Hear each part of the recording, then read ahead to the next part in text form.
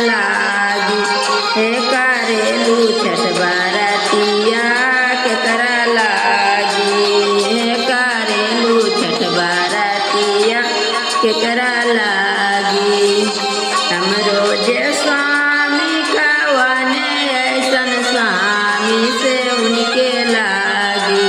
हे करेलू छठ बरतिया उनके लागी। हे करेलू छठ बरतिया उनके लागी।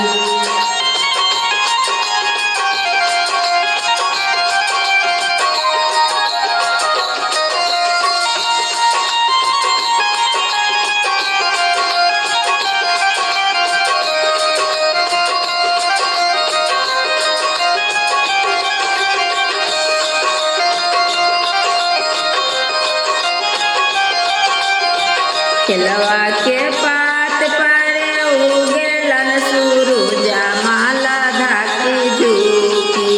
हे करेलू छठ बरतिया झाकी झुकी। हे करेलू छठ बरतिया झाकी झुकी। हम तो से पूछी बरतिया ये बरतिया से केकरा लागी।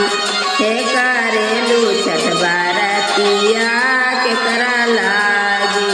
हे करेलू छठ बरतिया केकरा लागी। हमरो जे बेटावा कवने ऐसन बेटावा से उनके लागी। हे करेलू छठ बरतिया उनके लागी।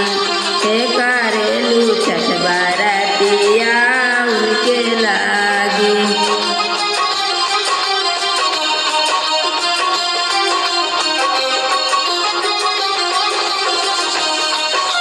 हमरो जे बेटी कवने ऐसन बेटी से उनके लागी।